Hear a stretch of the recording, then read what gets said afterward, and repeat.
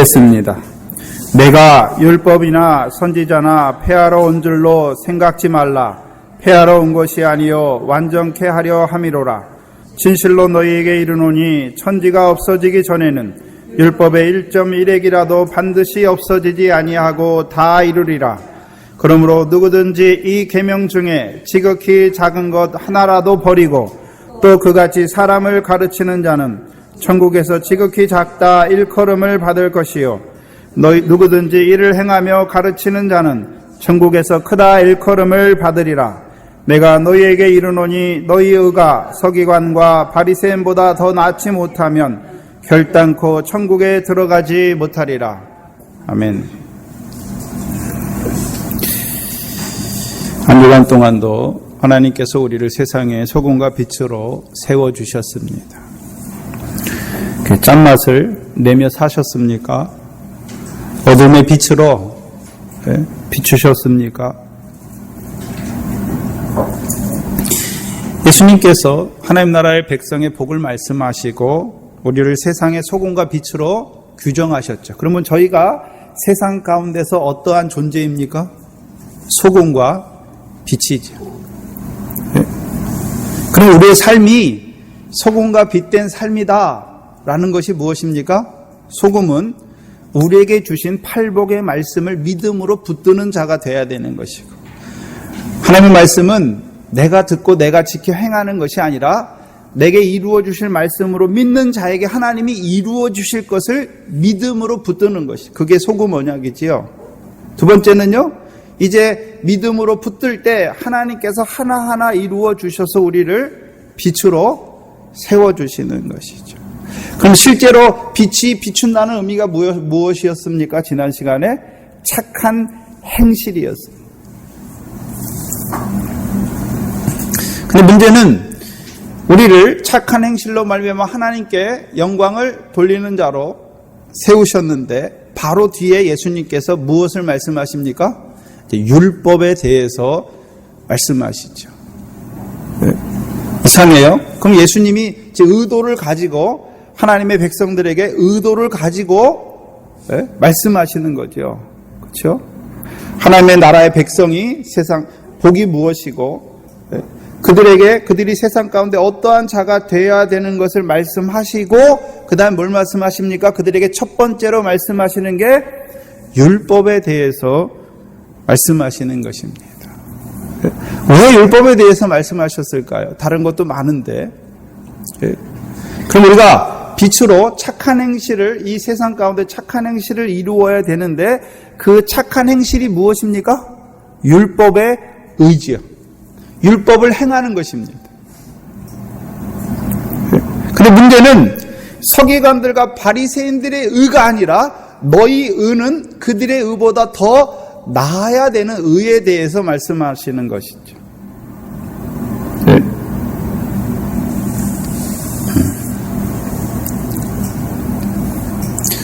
그래서 오늘 예수님께서 오셨는데, 이 땅에 오셨는데 뭐 하러 오셨다고 말씀합니까? 율법이나 선지자를 폐하러 오신 것이 아니라 완전케 하러 오셨다. 그럼 거꾸로 생각해 보면 육적 유대인들은 율법을 가지고 있지만 완전하지 못한 율법을 가지고 살았지요. 그것이 그들의 의지요. 그러면 저와 여러분은 예수님께서 이 땅에 오셔서 율법이나 선지자를 완전케 하셨으니까 저와 여러분은 무엇을 가지고 있습니까? 부족한 율법이 아니라, 불충분한 율법이 아니라 완전한 율법을 가진 자로 살아가야 되는 것을 말씀하시는 것입니다. 오전과 오후를 통해서, 말씀을 통해서 이것이 우리에게 어떠한 의미인지 한번 살펴보겠습니다. 17절에 보시면 내가 라고 말씀하시죠. 계속해서 누가 말씀하십니까? 이 산상복음에는요, 예수님이 질문과 대답이 없어요. 예수님께서 계속해서 말씀하십니다. 그럼 그 주님은 어떤 주님이었습니까? 먼저 4장에서 이방에 앉은 자들에게 복음의 빛으로 비춰서 그들로 하여금 나를 따르라 말씀하시고 따르는 자들을 산에 올라오게 하셔서 인도하셔서 그들에게 하나님 나라의 복을 선포하셨습니다. 근데 그 복은 약속의 복입니다. 우리가 지켜 행해야 되는 복이 아니라 하나님께서 나를 따르는 자들에게 이루어 주시겠다는 복입니다. 또한 하나님 나라의 복으로 이제 기뻐하고 즐거워하는 자로 세우셔서 그들을 세상의 소금과 빛으로 살게 하십니다. 네? 우리가 소금과 빛으로 사는 것이 아니라 그 주께서 누구를 보내셔서요? 성령 하나님을 보내셔서 우리로 하여금 소금으로 짜게 하는 짠맛을 가진 자로 또요 착한 행실을 위한 빛으로 살게 하시는 것입니다. 그래서 하나님의 말씀은 내가 듣고 내가 그렇게 사는 것이 아니라 하나님께서 말씀하시고 누구를 통해서요? 말씀이신 예수 그리스도를 통해서 말씀하시고 이제 성령 하나님께서 그 말씀에 함께 하셔서 이루시는 것입니다. 사람이 하나님 말씀 듣고 이렇게 지켜 행하는 게 아니죠. 율법의 의는 무엇입니까? 사람이 하나님의 말씀을 듣고 지켜 행하는 것입니다. 그러나 너희 의라고 말할 때는요, 우리가 지켜 행하는 의가 아니라 하나님께서 이루어 주시는 의에 대해서 말씀하시는 것입니다. 그리고 누구에게 말씀하십니까? 세상의 소금과 빛으로 규정된 자들에게.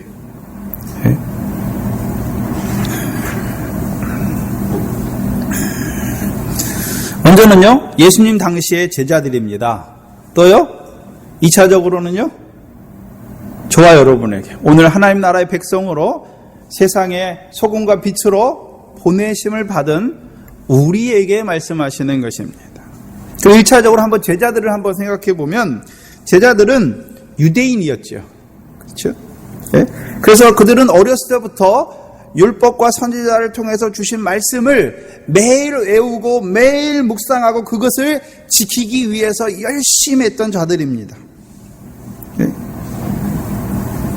근데 그들은 이미 율법도 있고 선지자들도 있고 다 있는데 성전도 있는데 그들이 하나님의 백성인데 그들에게 뜬금없이 율법과는 전혀 다른 개념으로 하나님 나라의 백성이다. 너희가 무엇이 하나님 나라이고 하나님 나라의 복이 무엇이고 율법의 복은 세상 복인데 예수님께서 오셔가지고 하나님 나라의 복은 율법에 보이는 세상 복이 아니라 하늘의 상을 얻게 하시는 심령이 가난한 것이 복이고 애통하는 것이 복이다 라고 말씀하십니까?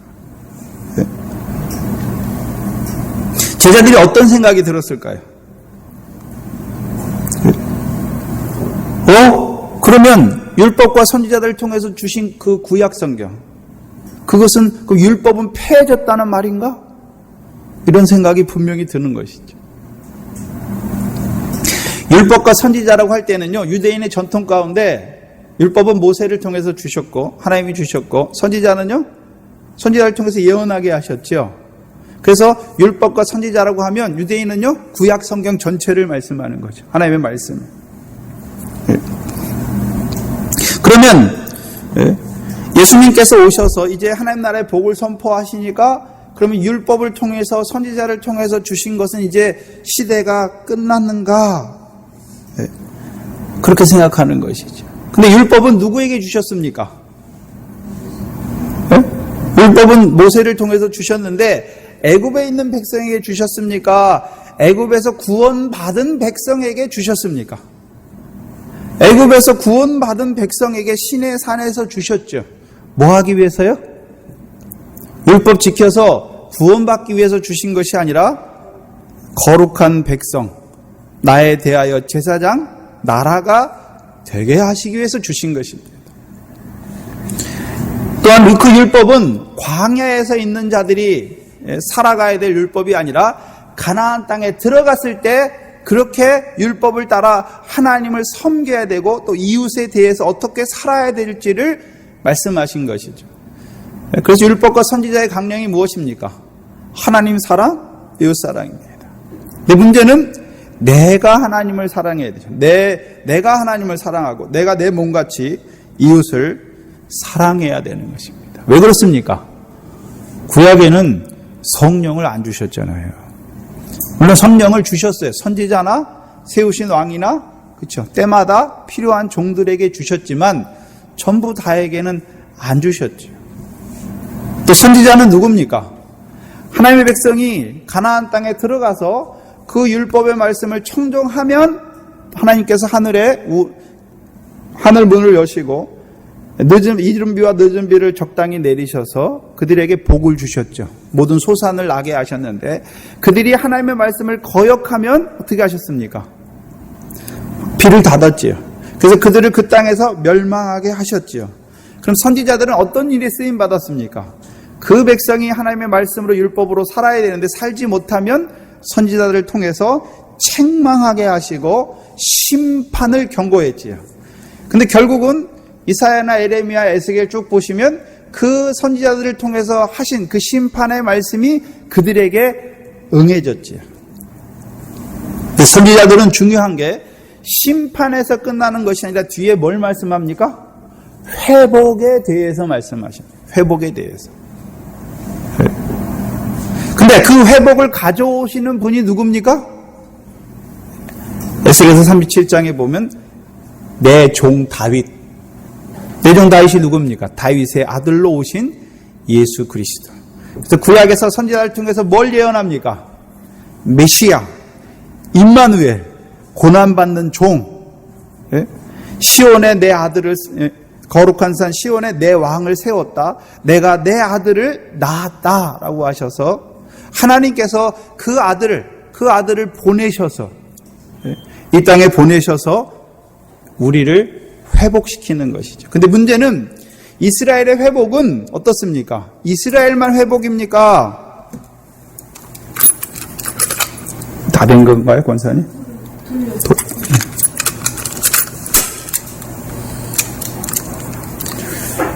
문제는 회복시킬 때 하나님께서 누구를 같이 회복시킵니까? 우리가 미가서 4장과 이사야 2장에 보면 말일에 여호와의 전에 산들의 꼭대기에 서고 이방이 가면서 말하되, 그러니까 회복은 누구 회복입니까? 이방이지요. 이방이 회복되는 거죠. 그래서 육적 유대인의 회복은 이방과 함께해요. 그러나 우리가 로마서 9장, 10장, 11장을 보면 이방인의 수가 충만하기까지는 유대인의 덫은 패역하게 됐다라고 말씀하셨잖아요.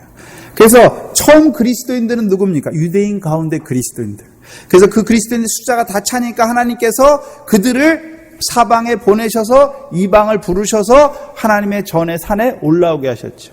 그럼 성전이 어디입니까? 예수 그리스도께 나오게 하신 것이죠. 그게 이루신 거죠.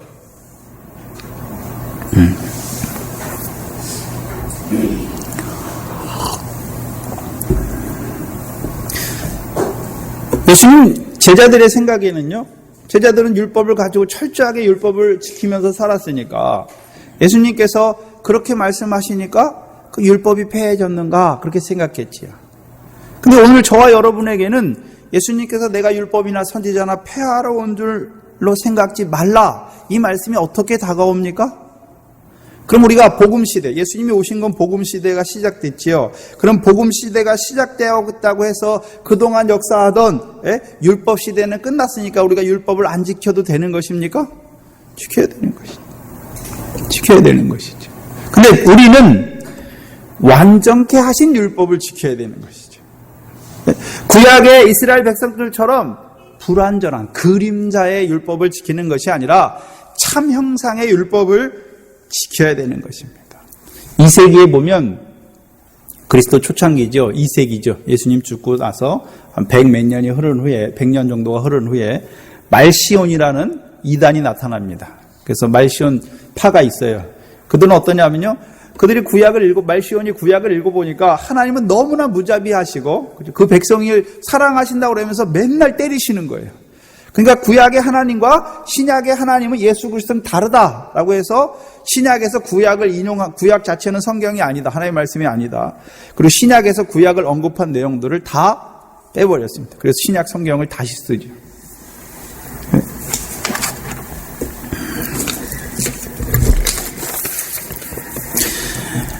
저와 여러분에게는 그럼 우리가 율법과 선지자, 구약 성경을 어떻게 어떻게 받아들여야 되는가, 어떻게 봐야 되는가. 육적 이스라엘과 같이 완전하지 못한 율법, 그 율법 지키면 세상 복 준다더라, 율법 어기면 하나님이 저주하신다더라, 그런 것으로 보는 것이 아니라 우리는요, 예수 그리스도께서 이 땅에 오셔서 이제 율법을 완전케 하신 그 율법과 선지자로 가져야 되는 것이죠. 그럼 예수님께서 이 땅에 오신 목적이 무엇입니까? 율법과 선지자를 통해서 말씀하신 구약의 말씀을 완전케 하려, 성취케 하려 오셨잖아요. 그래서 마태복음 9장에 계속 뭐라 합니까? 선지자들로 말씀하신 것을 이루려 하심이라. 마태복음에 계속 나오지 않습니까? 선지자를 통하여 하신 말씀을 이루려 하심이라. 그래서 우리는 구약 성경을 읽을 때 육적 유대인처럼 읽는 것이 아니라 그리스도 안에서 읽어야 되는 것이죠. 성취하신 것으로. 그래서 그리스도의 말씀으로 봐야 되는 것이죠. 구약 성경이, 그러면 우리가 생각해 볼 때 구약 성경은 옛 언약 백성인, 그 율법으로 언약을 체결한 옛 언약 백성인 육적 이스라엘에게만 주시는 말씀이라면 우리가 패야 되죠. 그러나 그리스도 안에서 새 언약 백성인 영적 이스라엘에게 이루실 일을 육적 이스라엘에게 한번 육신적으로 이루어 주셔서 우리에게 이루실 신령한 일을 보여주시는 것이죠. 그림자예요. 그림자. 왜요? 처음부터 우리가 신령한 것을 말하면 깨닫지 못해요. 그래서 하나님께서 우리에게 복을 주실 때에도 율법의 복, 보이는 복을 먼저 주셔서 그것으로 감사하게 해요. 하나님이 복 주신 것으로. 근데 문제는 그것에 떨어지면 안 되죠. 그것을 통해서 하나님이 우리에게 모든 것을 주시는 분이시구나. 그러면 우리 육신만 위해서 주시는 것이 아니라 우리의 영혼을 위해서는 무슨 복을 주시나? 하늘에 속한 모든 신령한 복을 주시는 것이구나. 거기까지 나아가야 되는 것이죠. 그래서 구약에 그것을 깨달은 사람들은, 복 있는 사람은 신명기 28장에 말하는 그 율법의 복을 많이 받은 사람이 아니라 죄인의 길에 서지 아니하며 쭉 말씀하면서 여호와의 율법을 주야로 즐거워하는 자가 복 있는 자다. 그것을 깨달았던 것이죠. 구약은 에서와 야곱과 같이 우리를 위해서 주신 것이죠. 그래서 영적 이스라엘 된 우리에게 하시는 말씀으로 받아야 되는 것이죠. 근데 문제는 우리가 어떻게 받느냐? 육적 이스라엘처럼 육적 이스라엘에게 주셨던 율법과 선지자로 받는 것이 아니라 예수 그리스도 안에서 완전케 하신 율법과 선지자로 읽어야 되는 것이죠. 그래서 우리가 갈라디아서하고 신약의 베드로전서를 하지만 구약이 신약에서 어떻게 성취되는지, 그래서 아브라함을 통해서 이루신 것이 무엇인지 사도 바울을 통해서 탁 뚫어주시는 것이. 문제는 신명기 29장 4절을 보시면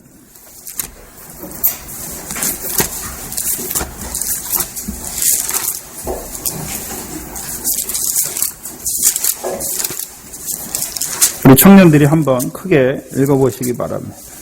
신명기 29장 4절입니다. 신명기 29장 4절입니다. 시작. 너가 깨닫는 마음과 보는 눈과 듣는 귀는 오는 날까지 여호와께서 너희에게 주지 아니하셨느니라. 모세가 이스라엘 백성을 광해 그 애굽에서부터 모든 하나님의 이적과 기적을 다 보면서 인도했지요. 근데 이 신명기를 풀면서 그들에게 모세 하나님을 통해서 율법을 다시 재강론하면서 뭐라고 말씀합니까? 깨닫는 마음과 보는 눈과 듣는 귀는, 그럼 사람이 듣는다고 그게 깨달아집니까? 하나님께서 주셔야 깨닫는 것입니까? 주셔야 깨닫는 것이죠. 오늘날까지 여호와께서 너희에게 주시지 않았다. 육적 이스라엘은 실제적으로 하나님의 역사 안에 살았던 그것을 경험했던 사람들인데 왜 하나님께서 그것을 통해서 이루시는 일이 무엇인지는 깨닫지 못하게 하셨습니까? 그래서 그들이 만나를 먹었어요. 반석으로부터 물을 먹었어요. 근데 깨닫지 못하니까 신령한 식물과 신령한 음료로 먹지 못하니까 죽은 것이죠. 왜 깨닫지 못했습니까? 마태복음 13장에 저희 마음이 완악하였다라고 말씀하는 거죠. 그들은 항상 안에 뭐가 있습니까? 애굽, 세상이 있는 세상. 예수 믿으면서 여전히 세상이에요. 예? 그럼 뭔 일만 있으면 어려움만 닥치면 내가 세상에 있을 때에는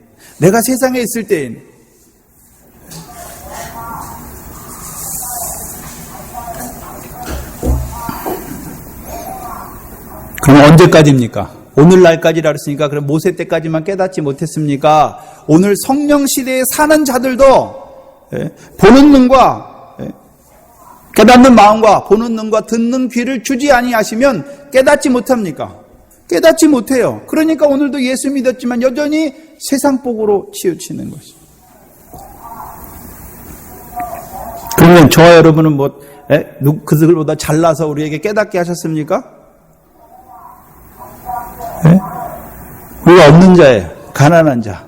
하나님 앞에 내놓을 게 아무것도 없는 자들에게 깨닫게 하신 것이죠.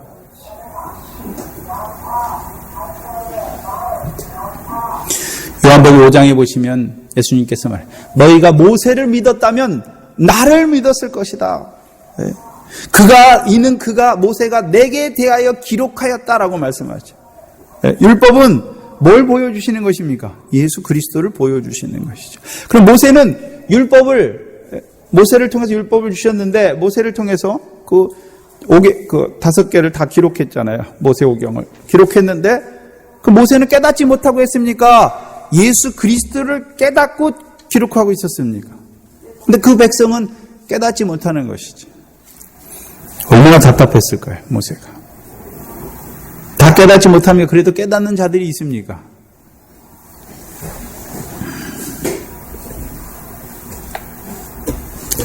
기록했어요, 모세를 통해서. 그 모세를 통해 율법과 선지자, 그럼 율법과 선지자 기록만 하셨습니까? 선지자들을 통해서 오실 메시아, 고난받을 종, 임마누엘, 우리에게 다 예언하셨죠.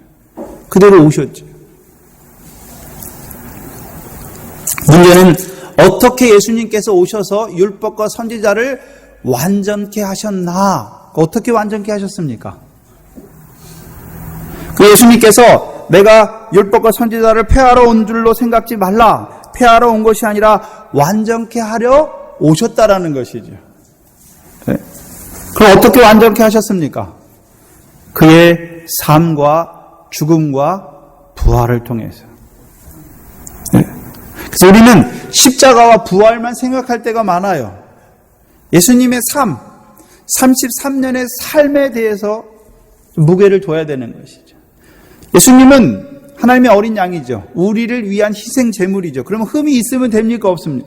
안 됩니까? 없어야죠. 그럼 예수님의 33년의 삶이 율법으로 봤을 때 흠이 있으면 됩니까? 안 됩니까? 안 되면 제물이 안 되죠. 그럼 예수님은 신이니까, 하나님이시니까, 전능하니까 다 이겼다고 말합니까? 히브리서에 보니까 우리와 같은 육체를 가지셨지만 이기셨다고 말씀하셨습니까? 예수님이 능력이 있어서 이겼습니까? 성령과 능력을 기름 붓듯 하셔서 이기게 하셨습니까? 이기게 하셨죠. 그 율법에 예수님께서의 이 땅에서 삶은 율법의 의를 온전히 이루심으로 죄 없는 의인으로 십자가에 죽으시는 것입니다.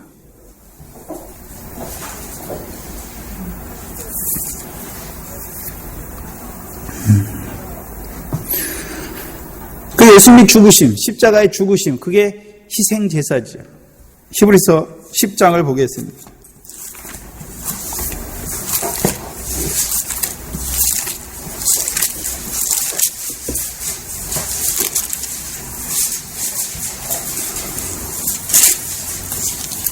(7장부터) 쭉 봐야 되는데요. 저희는 시간이 없으니까 10장만 보겠습니다. 주로 10장 1절에 보시면 율법은 장차 오는 좋은 일의 그림자다. 참 형상이 아니다. 그렇죠? 그 율법은 그림자죠. 그림자기 때문에 여러분 몸은 여기 있는데 햇빛이 비치면 그림자가 뒤에 서잖아요. 예? 그럼 그림자 보면 그 사람을 정확히 알 수 있습니까? 그냥 흐릿하게만 알 수 있습니까? 흐릿하게만 아는 것이죠. 예? 그래서 본 형상이 아님으로 말씀했죠. 그런데 해마다 늘 드리는 바 같은 제사로 나오는 자들을 언제든지 온전케 할 수 없다. 그럼 예수님께서는 그 율법을 따라 드리는 제사가 있지요. 율법을 따라 드리는 제사. 그 율법 아래 있다. 율법은 뭐냐면 율법은 말씀으로도 주셨지만 그 안에 성막, 제사가 다 있는 것이죠. 근데 구약의 율법을 따라 드리는 제사는 그 제사로 해마다 같은 제사로 나오는 자들을 온전케 할 수 있습니까? 없습니까? 여기서 말씀하는 제사는 그냥 개인이 죄를 깨달을 때 가서 드리는 제사가 아니라 속죄일에 대제사장이 1년에 한 번씩 모든 백성의 죄를 가지고 들어가는 지성소에 들어가는 그 대속죄일을 말씀하는 것입니다. 그런데 온전케 할 수 없죠. 그러니까 해마다 속죄일을 지켜야 되는 것이죠. 2절에 보면 그것을 어떻게 풉니까? 그렇지 아니하면 만약에 온전케 하였다면 섬기는 자들이 단번에 정결케 되어 다시 죄를 깨닫는 일이 없으리라. 만약에 구약의 제사가 참 제사였다면 우리가 그 제사로 구약의 백성들이 그 제사로 말미암아 단번에 어떻게 되었습니까? 정결케 되는 거예요. 정결케. 근데 단번에 정결케 됐습니까? 정결하지 못한 자로 있으니까 늘 해마다 나오는 것입니까? 해마다 나오는 것이죠. 그런데 10절에 보시면 히브리서 10장 10절에 보시면 이 뜻을 쫓아 예수 그리스도의 몸을 단번에 들으심으로 말미암아 우리가 뭘 얻었습니까? 그럼 거룩하다는 뜻이 무엇입니까? 정결하게 됐다는 것이죠. 단번에 정결하게 됐다는 것이죠.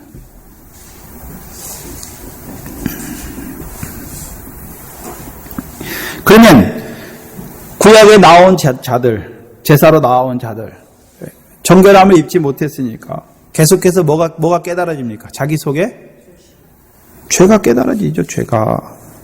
네?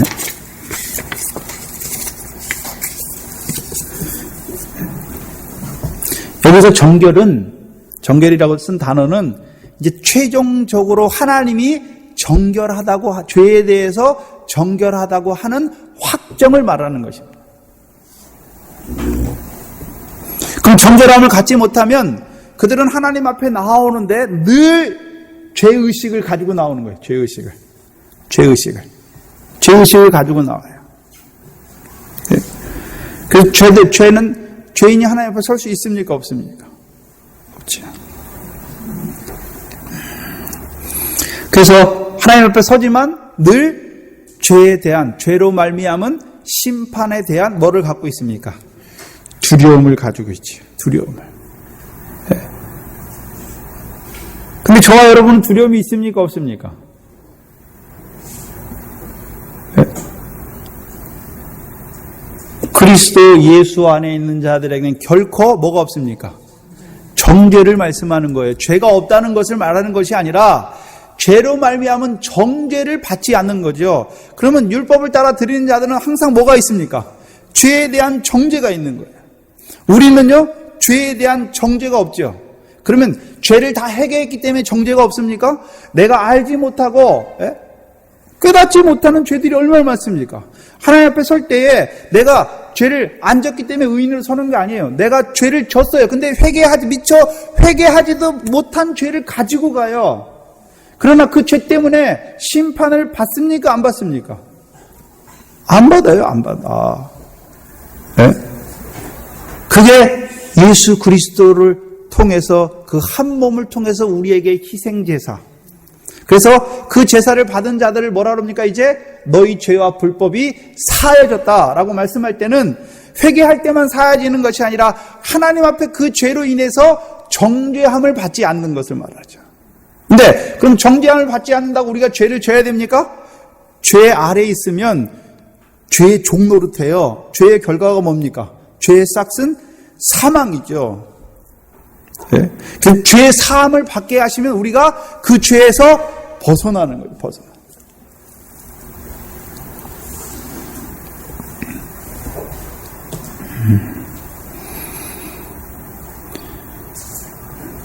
자, 4절을 보시면 이는 황소와 염소의 표가 능히 죄를 없이 하지 못함이라. 그러면 구약의 백성들은 황소와 소와 염소와 양의 피로 드렸잖아요. 그러면 그들은 죄사함 못 받았습니까? 받았죠. 받았죠. 죄사함 받았죠. 네? 그러면 실제적으로 짐승의 피가 사람의 죄를 사할 수 있습니까? 없지요. 그럼 어떻게 그들이 사함 받았습니까? 네? 제물로 오실 하나님이 예비하신 한 제물, 아브라함을 통해서 한 수양이 뿔에 걸린 걸 보여주셨죠. 네? 그래서 제물로 오실 예수 그리스도를 믿는 믿음 안에서 사함받는 것이죠.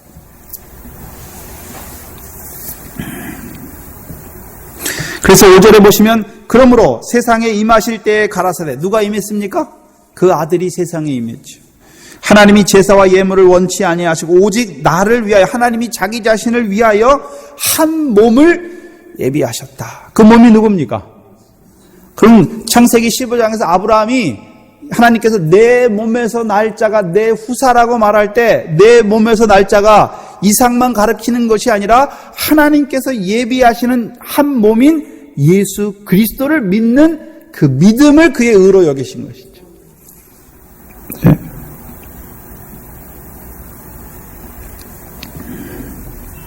그래서 우리도요, 후사가 되려면요, 누가 믿어져야 됩니까?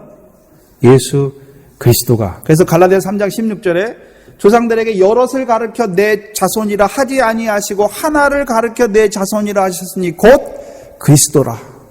그래서 우리가 어떻게 후사가 됐습니까? 그리스도의 몸에 참여함으로 후사가 되는 것이죠. 그게 신비입니다. 어떻게 우리가 그리스도의 몸, 하나님의 몸에, 그리스도의 몸에 참여하는 자가 됩니까? 10절에 보시면, 9절을 봐야겠네요. 그 후에 말씀하시기를 보시옵소서. 내가 하나님의 뜻을 행하러 왔나이다. 그럼 예수 그리스도께서 하신 말씀이죠. 하나님의 뜻이 무엇이었습니까? 첫째 것을 폐하시고 둘째 것을 세우신 것이죠. 그래서 이 둘째 것을 세우시기 위하여 자기 몸을 드리신 것이죠. 죄 없는 어린 양으로 우리 죄를 위해서 자기 죄를 드리신 것이죠. 문제는 14절이죠. 저가 한 제물로 거룩하게 된 자들, 단번에 정결하게 된 자들. 그래서 요한복음 13장에서는요, 이미 목욕한 자. 우리가 어떤 자입니까? 예수 그리스도의 피로 목욕했어요. 이제 다시는 정죄함이 없어요. 그래서 죄 때문에 심판이 없어요. 네? 여기서 심판은 죄 지으면 또 지옥 가나 하는 그 심판을 말하는 것이죠.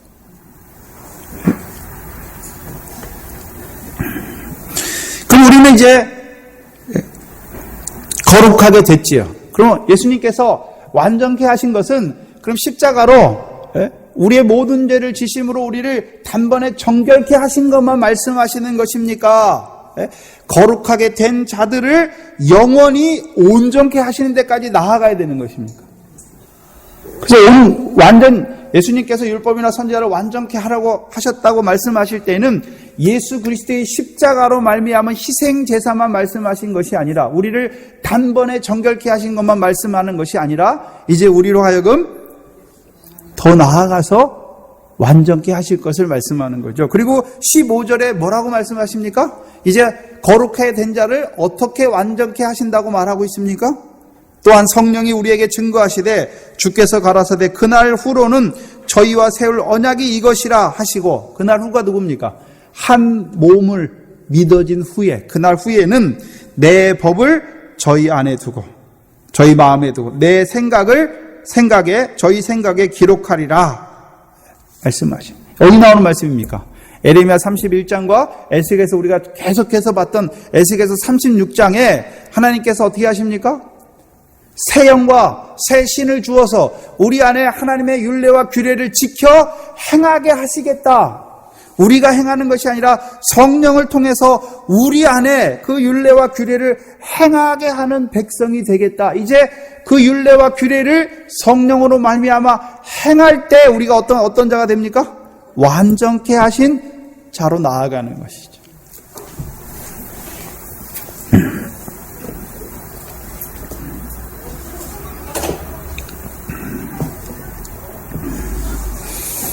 근데 문제는 그럼 우리가 완전케 한 자가 됐지요. 그러면 율법이 쓸모없습니까?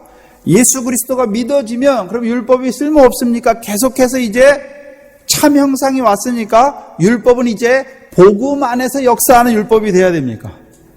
구약에서는요 율법만 있었어요. 근데 율법 안에 뭐가 있습니까? 복음이 있었죠. 복음이. 율법 안에 복음이 역사하고 있어요. 그래서 아브라함이 뭐라 합니까? 성경이 이것을 미리 알고 아브라함에게 복음을 전하되 말씀하셨잖아요. 또 광야에 있는 자들에게 히브리서 4장에 저희는 복음을 먼저 받은 자이나 믿음으로 화합지 못함으로 들어가지 못했다라고 말씀.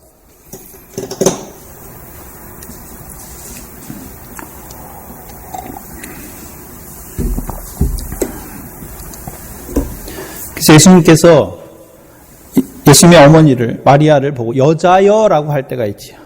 또 어머니라고 할 때가 있죠. 여자애는 언제입니까? 아직 아들을 낳지 못했어요. 네? 그래서 갈라디아서 4장을 보시면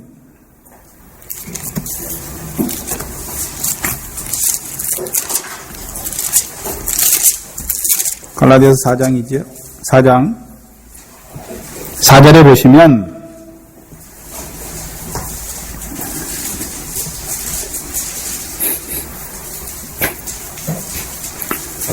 때가 참에 하나님이 그 아들을 보내셨죠. 누굽니까? 예수 그리스도죠. 근데 누구에게서 나게 하셨습니까?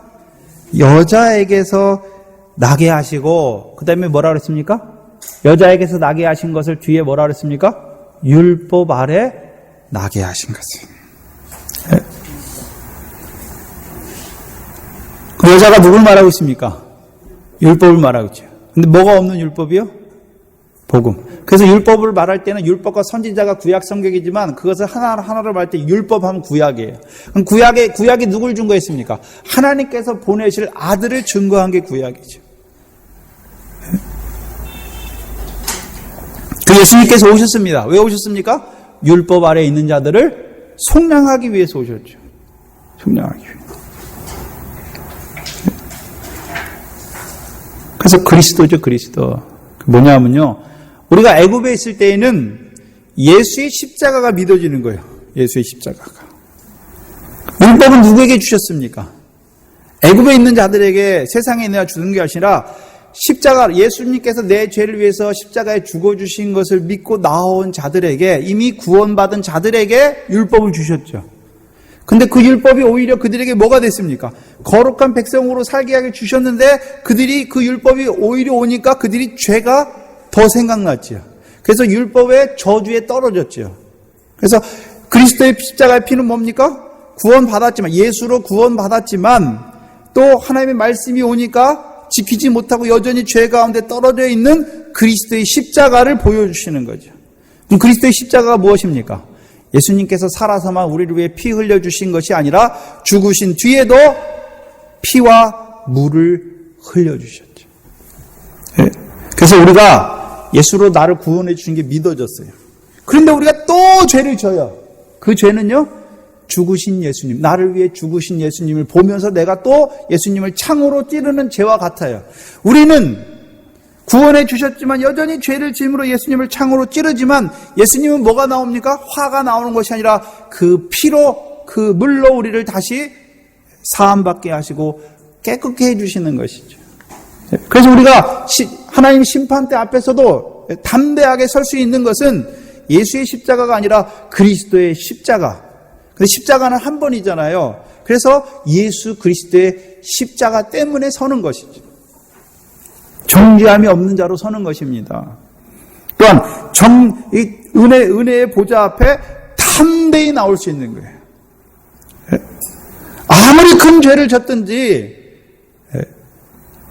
우리의 무엇을 가지고 나오는 것이 아니라 그 예수 그리스도의 십자가의 대속의 은혜를 말미암아 우리가 담대히 나오는 것입니다.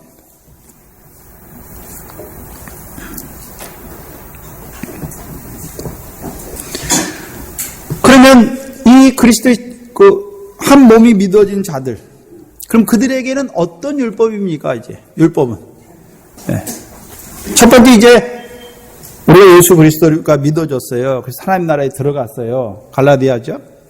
산 소망 바라봐요. 그런데 여전히 마음으로는 하나님의 법을 원하는데 육신으로 죄의 법을 섬겨요. 그럼 뭐에 떨어집니까? 율법의 저주에 떨어지죠.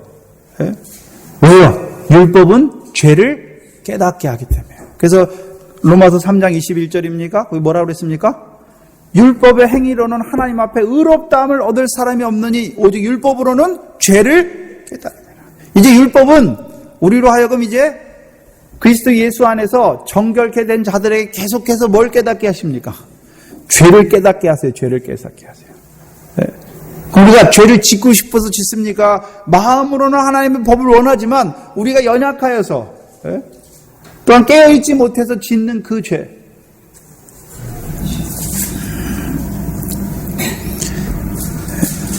그래서 율법으로는 죄를 깨닫게 하세요. 그래서 하나님의 말씀을 주셨는데 오히려 그 말씀으로 인해서 내가 더욱 죄인이 되게 하시는 거예요. 근데 문제는 율법이 거기에서만 머무는 것이 아니라 이제 몽학 선생이 되어서 우리를 어디로 인도합니까? 그리스도께 인도하는 그 일을 하는 것이죠. 문제는 율법을 가지고 율법의 행위로 의롭다함을 얻으려고 하면 어떻게 됩니까? 그리스도께 못 나가요. 그리스도께.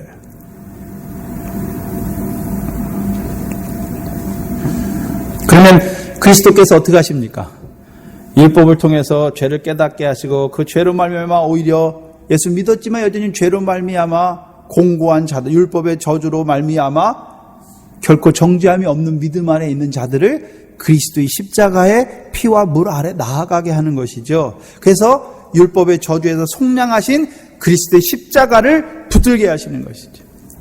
이제 그래서 그리스도 예수 안에서 결코 정죄함이 없는 자로 세우시는 것입니다.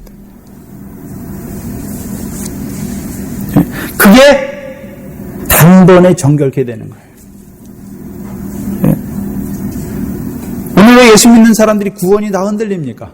내가 이러다가도 죄 짓고 이러면 또 타락하면 또 지옥에 가. 저 사람은 회개 안 했기 때문에 지옥에 가. 왜 그렇게 합니까?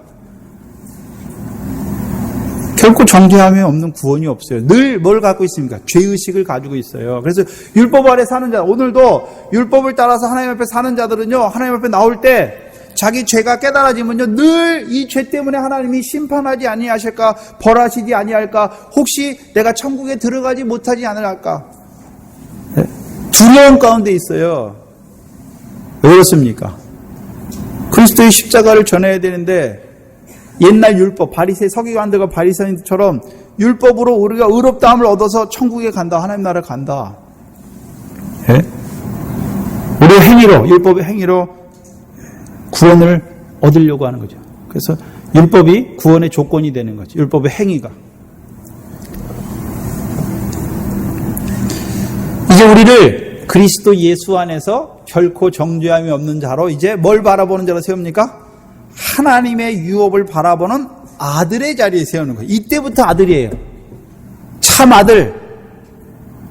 그래서 사도 바울이 디도와 디모데를 부르면서 참 아들 할 때는 결코 정죄함이 없는 믿음 안에서 하나님께서 주실 유업을 바라보는 아들이 될 때 참 아들입니다. 참 아들이니까 참 아버지를 섬기죠. 영생은 유일하신 참 하나님과,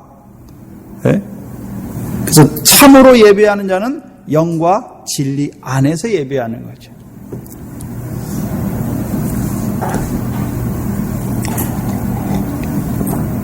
이제 그 거룩하게 된 자들 어떻게 온전케 하십니까? 어떻게 온전케 하셨죠? 성령으로 살고 성령으로 행하게 하셔서 성령을 부어주어서 성령의 소욕을 따라 살게 하심으로. 그래서 이제 그 성령이 오시면 먼저 우리 속에 뭐가 드러납니까? 육체의 소욕이 뭔지 다 드러나요. 예? 왜 오늘도 우리가 육체의 소욕을 따라 살아갑니까? 육체의 소욕이 뭔지 몰라. 왜? 성령이 오셔야 육체의 소욕이 육체의 일이고 그 육체의 일은 하나님의 나라를 유업으로 얻지 못하게 하는 것을 밝히 보여줘야 우리 유업을 바라봐야 되니까 그 유업을 얻지 못하게 하니까 그것을 끊을 건데 예? 그걸 보지 못한단 말이죠. 문제는 우리의 삶 가운데서 어떤 것을 선택할 때 내가 육체의 소욕을 따라 선택하는지 성령의 소욕을 따라 선택하는지 거기에 있는 거예요. 그냥 말씀 시간에 두리뭉실하게 말하는 것이 아니라 여러분이 실제의 삶 속에서 크든지 작든지 어떤 것을 할 때 성령의 인도하심을 구해야 되는 것이죠. 구해야 되는 거예요. 또 하나님께 내가 하는 이것이 내가 바른 중심을 가지고 하지만 나도 알지 못하니까 만약에 육체의 소욕을 따라 행하는 것이면 하나님께서 막아주시고 성령을 따라 행하는 자로 세워주시옵소서.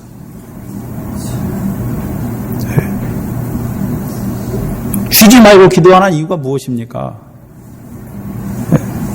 크든지 작든지.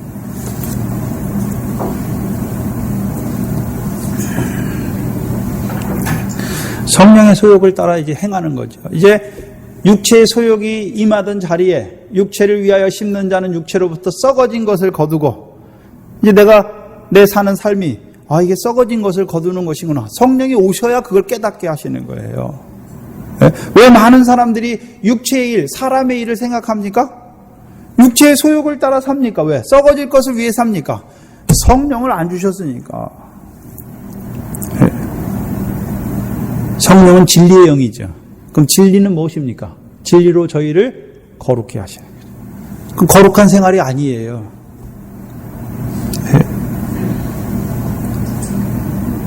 그럼 진리의 말씀이 증거되는 곳에 와야 그 진리로 계속해서 하나님께서 나를 거룩해 하시고 이제 진리의 성령이 내 안에 있어서 받은 말씀을 따라서 구별하며 사는 거룩한 삶이 되는 것이죠. 이제 성령이 우리를 진리 가운데로 인도하십니다. 그래서 이제 성령을 따라 사는 거죠. 먼저는요, 그리스도 예수의 십자가에 육체와 함께 정과 욕심을 못 받게 하시는 거예요. 그래서 한꺼번에 못 박아지는 것이 아니라 우리가 하나하나 있는 내 육체의 소욕, 정과 욕심이 하나하나 못 박아질 때에 이제 못 박아졌으니까 그건 죽었죠. 그럼 뭐가 역사합니까? 육체의 소욕이 역사하는 자리에 성령의 소욕이 역사하니까 성령으로 말미암아 열매가 되는 거죠. 결실이 되는 거죠. 죽은 만큼 되는 거예요. 그래서 자기 부인 되는 곳에 성령의 열매가 맺혀지는 거죠. 그러면 자기 부인 되는 것도 우리가 하는 것이 아니라 그리스도 예수와 함께 십자가에 못 박게 하시는 것이. 어떻게 해요? 억지로가 아니라 나 같은 죄인을 사랑하시는 그 사랑에 녹아지게 하셨어요.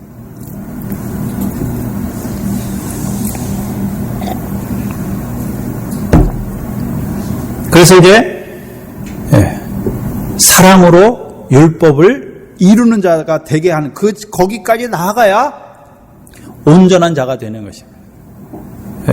그 사랑으로 율법을 이룬다. 갈라디아서는요, 오직 사랑으로 서로 종노릇하라 말씀하셨고 그리스도의 법을 성취하라. 이제 우리가 율법으로 가지는 것이 아니라 그리스도께서 성취하신 법으로, 그 법도 내가 율법을 지켜 행하는 것이 아니라 이제 성령께서 죄를 깨닫게 하시고 몽학선생을 통해서 그리스도께 나아가시게 하시고 결코 정죄함이 없는 구원의 자리에 세워주게 하시고 이제 계속해서 그 성령을 통하여 육체의 소욕을 하나하나 끊어주시고 이제 성령의 소욕으로 행하게 하셔서 이제 사랑으로 율법을 이루는 자. 야고보서에서는요, 자유하게 하는 온전한 율법을 행하는 자. 자유는 진리가 자유, 진리를 알지니 진리가 너희를 자유케 하죠. 그 율법을 행하는데 이제 구약의 율법이 아니라 완전케 하신 율법으로 행하는 거죠. 그래서 구약의 율법은 내가 하나님 사랑하고 내가 이웃을 사랑해야 되는데 신약에 주신 새 계명은 무엇입니까? 내가 너희를 사랑한 것 가치가 먼저 있습니다. 그리고 뒤에요, 너희도 서로 사랑하라. 우리가 사랑이 없는 것은 내게 하나님 사랑이 부족해서 그런 게 아니라 주께서 나를 날마다 어떻게 사랑하시는지 그걸 깨닫는 게 없는 거예요. 그래서 그 사랑을 누가 깨닫게 하십니까? 성령께서. 로마서 5장이죠. 성령께서 하나님의 사랑을 우리 마음에 부어주셔야, 하나님께서 너희가 아직 죄인 되었을 때 그리스도를 죽게 하심으로 우리에 대한 자기의 사랑을 확증하신 그 사랑을 날마다 부어주셔야 나아가 그 사랑 안에서 살게 되는 것입니다. 이제 율법을 내가 이루는 것이 아니라 그 사랑이 내게 오심으로 그 사랑이 넘쳐 흘러서 형제를 사랑하는 것이죠. 신약에는 하나님 사랑하라는 말 없습니다. 우리가 피조물인데 우리 머리 하나도 검거나 희귀할 수 없는 자가 어떻게 말씀으로 천지를 지으신 분을 사랑할 수 있습니까? 없어요. 온전히 우리는 사랑을 받는 자가 되는 것이죠. 근데 하나님께서는, 예수님께서 뭐라고 말씀하십니까? 지극히 작은 자 하나를 사랑하는 것이 나를 사랑하는 것이다 말씀하셔서, 우리가 하나님을 사랑하는 자로 우리를 세워주시는 거죠. 얼마나 놀랍습니까? 그 큰 거 보지 마세요. 옆에 있는 아내를 사랑하는 것이 하나님 사랑하는 것입니다. 자녀를 위하여, 자녀 육신을 위해서 하는 거야. 그 영혼을 위하여 사랑하는 그것이 하나님 사랑하는 것입니다.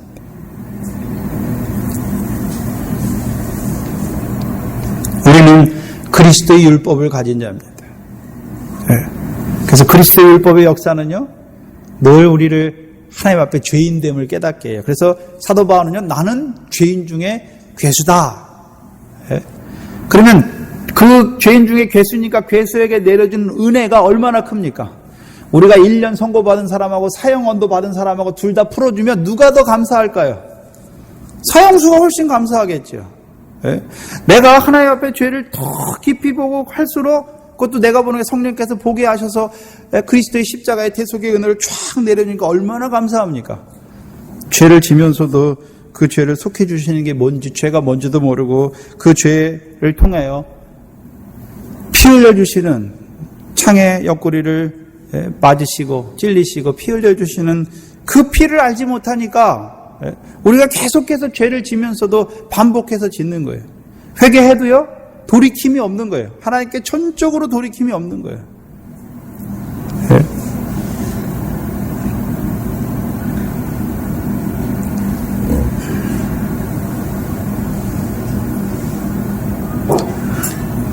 율법으로 온전케 하시는 거죠. 또 하나는요, 선지자죠, 선지자. 율법만 온전케 하신 게 아니라 선지자도 온전케 하셨다라고 말씀합니다.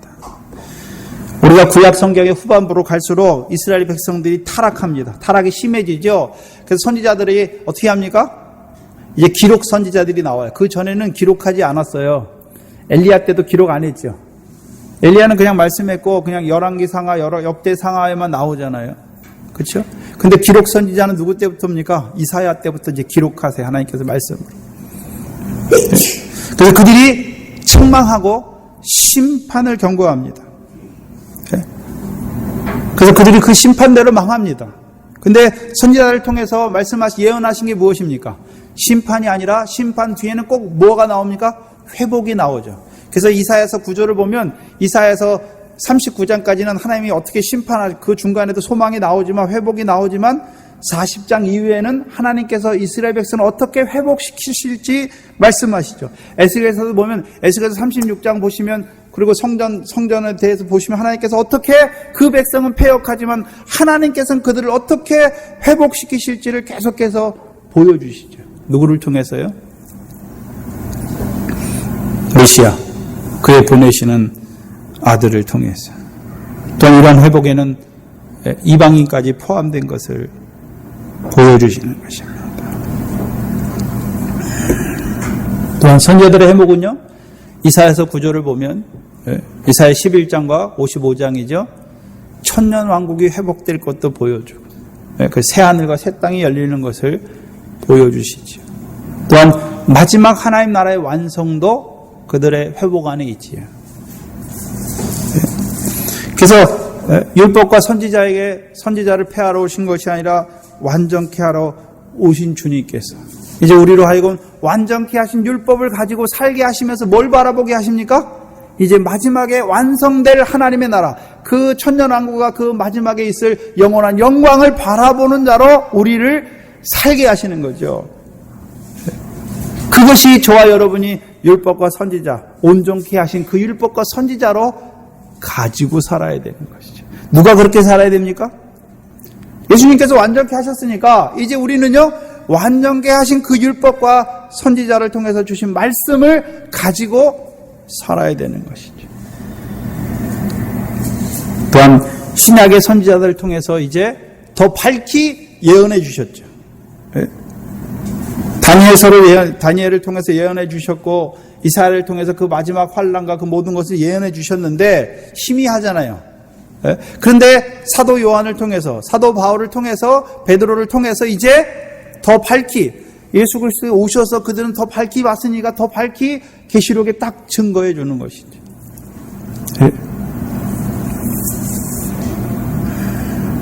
그럼 우리는 이때 어떻게 살아가야 됩니까?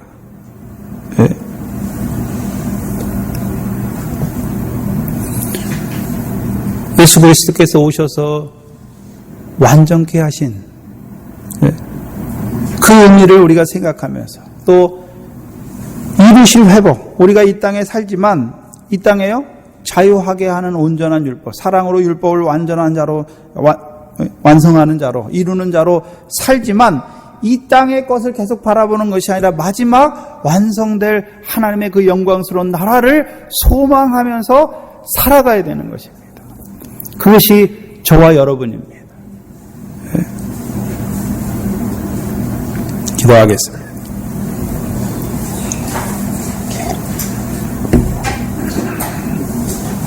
하나님 아버지, 감사합니다. 우리를 위하여 그 한 몸을 예비하시고, 또 육적 이스라엘을 통해서 그 그림자로 보여진 것들을 그 한 몸을 통해서 온전케, 완전케 하시고, 이제 우리에게는 그 완전케 하신 율법을 주셔서 이제 율법으로 죄를 깨닫게 하셔서 그리스도의 십자가 앞에 나오게 하실 뿐만 아니라 이제 그리스도 예수 안에서 유업을 바라보는 자로 세워주셔서 오늘도 성령을 통하여 이 진리의 말씀을 통하여 그 영원한 영광을 바라보며 달려가게 하시니 감사합니다.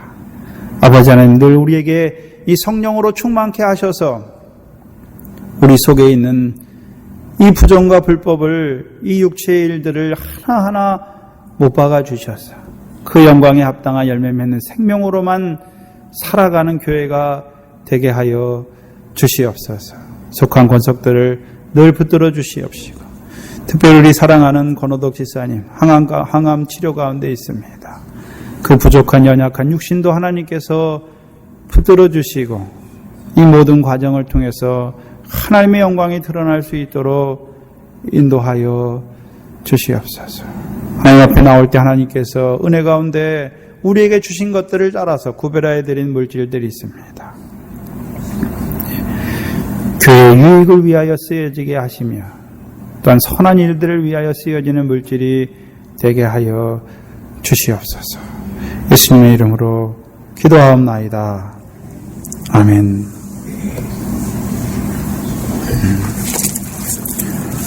찬송가 538장입니다.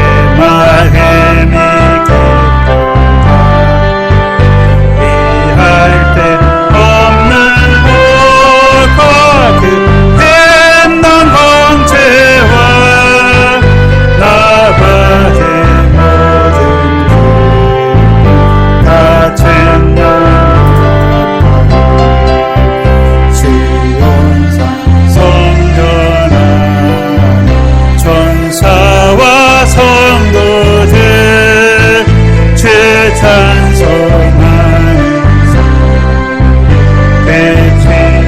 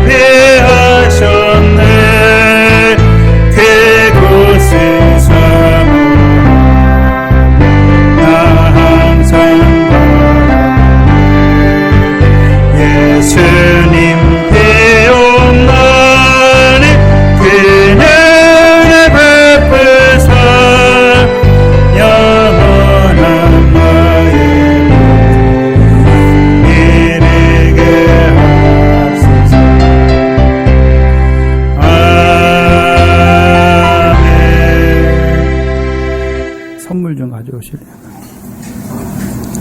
예. 동산교회 카페가 개설되었습니다. 그래서 우리 이호범 형제님이 수고하셔서 카페가 개설되었습니다. 그래서 네이버 검색창에 들어가셔서 물 한 동이를 검색하신 후 회원을 가입하셔야 돼요. 회원 가입하시면 이제 저를 통해서 증거된 말씀들이 다 파일로 아마 깔려질 것입니다. 그러면 가서 핸드폰으로 다운받으실 수도 있고 그냥 들으실 수 있으니까 다운받으셔서 들으시면 됩니다. 2014년도 성경 읽기가 시작됐습니다. 뒤에 성경 읽기표를 배치해 놨습니다. 그래서 권사님들은 3장씩 가져가시고요. 집사님들은 2장씩, 또 우리 학생과 청년들은 1장씩 가져가셔서 체크하시고 6월 마지막 주에 내시고 12월 마지막 주에 제출해 주시기 바랍니다. 이번 달 성경 암송은 이제 성경 암송을 이제 계속해 나가는데요. 다른 데가 아니라 마태복음 15장 13절에서 16절입니다. 그래서 늘 우리가 내가 하나님의 백성인데 내가 세상에서 어떤 자인가, 그래서 그것을 좀 암송할 수 있도록 마태복음 15장 13절에서 16절입니다. 그래서 마지막 주에 누구지 모르지만 아무나 세워서 한번 테스트를 할 거니까 꼭 암송하시기 바랍니다. 또 예배당 창문이 만들어졌습니다. 그래서 참 좋습니다. 그렇죠? 환해졌지요? 그래서 이제 환기도 잘 될 것 같습니다. 여러모로 애써주시고 힘써주신 분들 감사합니다. 또 말씀에 붙잡혀 우리가 살아가야 되는데 오늘 한 해 표어가 말씀에 붙잡혀 살아가자인데, 말씀에 13절에서 마태복음 15장 13절에서 16절입니다. 이 뒤에다 제가 배치해 놓겠습니다. 그래서 말씀에 붙잡혀 우리가 살아가려면 늘 말씀을 묵상하는 자가 돼야죠. 그래서 여러분들이 소금과 빛에 대해서 암송구절을 외울 때도 그냥 소금과 빛이라 했으니 그것이 아니라 소금이 뭔가, 우리가 어떠한 자로 세상에 짠맛을 내는 자로 살아가야 되는가, 그 말씀을 쭉 묵상하시면서 빛이라 하실 때는 착한 행실이다. 그럼 착한 행실은요, 오늘 나오지만 더 나은 의가 착한 행실. 우리에게 율법을 주시기 무엇입니까? 착한 행실이 하기 위해서. 자유하게 하는 율법으로 행하는 자로 세우시는 거죠. 결국은 완전케 하신 율법으로 세우시는 거죠. 또한 병중에 있는 분들을 위해서 기도하시기 바랍니다. 특히 우리 권호덕 집사님 항암 치료 중에 있습니다. 위해서 기도하시고, 또 뒤에 이제 우리가 그 성도들, 우리 한 번 나오신 분들, 그리고 이제 이 교문 안에 있는 분들은 다 이름을 적어놨습니다. 그래서 권사님들은 꼭 가져가셔서 저걸 보시면서 하루에 한 번씩이라도 이름 불러가시면서 기도하시기 바랍니다. 기도할 때 뭘 거창하게 하시려고 그러지 말고요. 하나님, 저에게 은혜를 주시옵소서. 저에게 성령 충만함을 주시옵소서. 늘 깨어있게 하여 주시옵소서. 그거 구도하면 돼요. 말씀 받았으니까 저에게 하나님의 팔복을 주셔서 복된 자로 살아가게 하여 주시옵소서. 막 수식하고 많이 하려고 그러지 말고요. 말씀을 통해서 주신 거 깨달았으면, 내가 이게 말씀이 참 좋더라 하면 그 말씀 가지고 하나님, 사랑하는 누구에게 하나님 내게 주신 이 말씀도 그도 깨달아져서 그 말씀대로 살아가게 하여 주시옵소서. 그렇게 기도하면 돼요. 길게 할 필요 없어요. 쭉 해놨는데요. 나이 거꾸로부터 해놨습니다. 그래서 먼저 하실 때 저부터 먼저 하지 마시고 거기 나이 순대로 쭉 해놓으셨으니까 왼쪽에 먼저 있고 오른쪽에 쭉 있어요. 그래서 쭉 하시기 바랍니다. 그래서 야고보서 15장 16절을 제가 한번 읽어드리겠습니다. 이러므로 너희 죄를 서로 고하며 병 낫기를 위하여 서로 기도하라. 의인의 간구는 역사하는 힘이 많으니라. 야고보서 5장 16절. 어디요? 우리 저기. 마태복음 15장이라고. 야고보서 5장 16절이죠. 기도 구절은 이건 안 적으셔도 되고, 기도 구절은 5장 16절입니다. 우리가 아까 그 암송 구절은 우리가 한대 마태복음 5장 13절에서 16절. 5장. 제가 잘못 좀. 세상에 소금이 15장에 있습니까? 죄송합니다.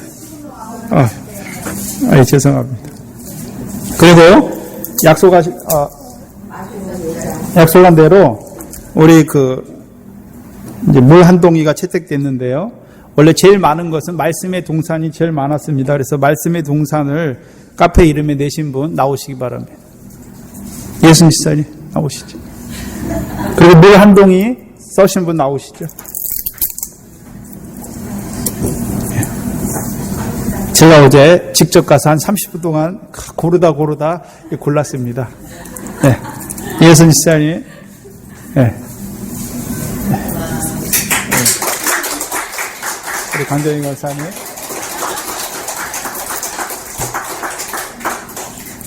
하나님 옆에 가면 우리가 이 세상에 비교할 수 없는 상을 주실 것입니다. 주기도문으로 예배를 마치겠습니다. 하늘에 계신 우리 아버지여, 이름이 거룩히 여김을 받으시오며 나라의 임하옵시며 뜻이 하늘에서 이룬 것 같이 땅에서도 이루어지이다. 오늘날 우리에게 일용할 양식을 주옵시고 우리가 우리에게 죄 지은 자를 사하여 준 것 같이 우리 죄를 사하여 주옵시고 우리를 시험에 들게 하지 마옵시며 다만 악에서 구하옵소서. 나라와 권세와 영광이 아버지께 영원히 있사옵나이다. 아멘.